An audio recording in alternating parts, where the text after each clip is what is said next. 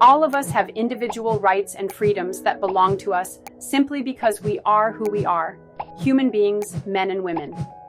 There are principles and laws that are in operation, which are there for the benefit and protection of the individual. Right now, most of us in this room are being governed and controlled by laws which have been created by the government and impact our life. Law is the regime that orders human activities and relations through systematic application of the force of politically organized society or through social pressure, backed by force in such a society. The legal system requires us to respect and obey the law. Within law, we find natural law, which is a physical law of nature. It is a philosophical system of legal and moral principles, purportedly deriving from a universalized conception of human nature or divine justice, rather than from legislative or judicial action. Natural right is a right that is conceived as part of natural law, and that is therefore thought to exist independently of rights created by government or society, such as the right to life, liberty, and property. There are natural human rights and freedoms that are in operation for all of us to exercise and stand under. These rights and freedoms are not created by the government, but they are recognized by the government.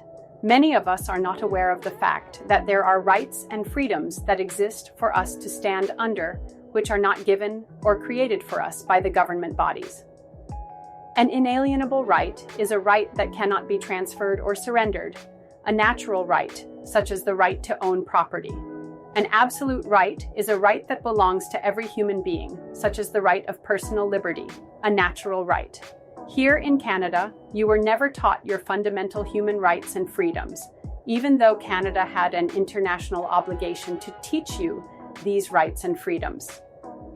There is a reason why I believe that this has happened, why there was an utter failure on Canada's part to inform us of our individual human rights and freedoms. Soon, you will be able to draw your own conclusion as to why Canada failed to teach you your individual rights and freedoms. So far, we have seen that in law, there is natural law, which produces natural rights. These rights are inalienable and absolute. They cannot be surrendered and belong to every human being. These rights are better known as fundamental human rights and freedoms. Within law, we also have enacted law, statutes, and regulations. These are laws that are created by the government and the elected officials. These laws are not natural rights and are meant to be used as a controlling mechanism. These laws are created by the government and enforced by the government. Regulation is the act or process of controlling by rule or restriction. Enactment is the action or process of making into law. Enactment of a legislative bill. Legislative refers to lawmaking or to the power to enact laws. The legislative branch is the branch of government responsible for enacting laws. Now let me ask you, how many here are Canadian citizens or would consider themselves a Canadian citizen? I know myself, I used to accept that and was even proud to designate myself a Canadian citizen.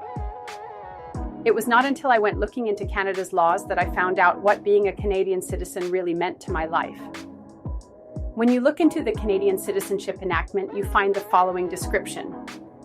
This is the oath that every citizen of Canada must take or that everyone is assumed to have accepted. The oath or affirmation of citizenship states, I swear or affirm that I will be faithful and bear true allegiance to Her Majesty Queen Elizabeth II, Queen of Canada, her heirs and successors, and that I will faithfully observe the laws of Canada and fulfill my duties as a Canadian citizen. Allegiance is a citizen's or subject's obligation of fidelity and obedience to the government or sovereign in return for the benefits of the protection of the state. A natural-born subject is a person born within the dominion of a monarchy. A subject is one who owes allegiance to a sovereign and is governed by that sovereign's laws.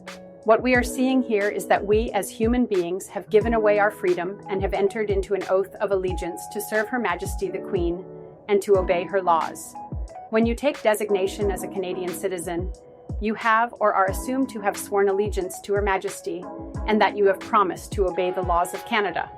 You are operating as a subject and servant of Her Majesty and are under obligation to obey her laws. An oath is a solemn declaration, accompanied by a swearing to God or a revered person or thing, that one's statement is true, or that one will be bound to a promise. The person making the oath implicitly invites punishment if the statement is untrue, or the promise is broken. You have now been placed into a position through this oath of allegiance to be subjected to the enactments, the laws created by the government. When we look at who actually holds the power here in Canada, we find out that it is the Queen who holds executive powers. The Constitution Act 1867 Article 9 states that the executive government and authority of and over Canada is hereby declared to continue and be vested in the Queen. The executive is the branch of government responsible for effecting and enforcing laws, the person or persons who constitute this branch. The Queen, Elizabeth II, is indeed the sovereign of this territory, and we are being held in servitude to her realm. The executive powers that the Queen exercises, she transfers to the Governor-General of Canada. The Governor-General transfers certain powers to the ministers on the government departments. The Constitution Act, 1867. Article 10 states that the provisions of this act referring to the Governor-General extend and apply to the Governor-General for the time being of Canada, or other the Chief Executive Officer or Administrator for the time being, carrying on the Government of Canada on behalf and in the name of the Queen, by whatever title he is designated. The Constitution Act, 1867. Article 14 states that it shall be lawful for the Queen, if Her Majesty thinks fit, to authorize the Governor-General from time to time to appoint any person or any persons, jointly or severally, to be his deputy or deputies within any part or parts of Canada. There are natural human rights and freedoms that the government does not create but must respect.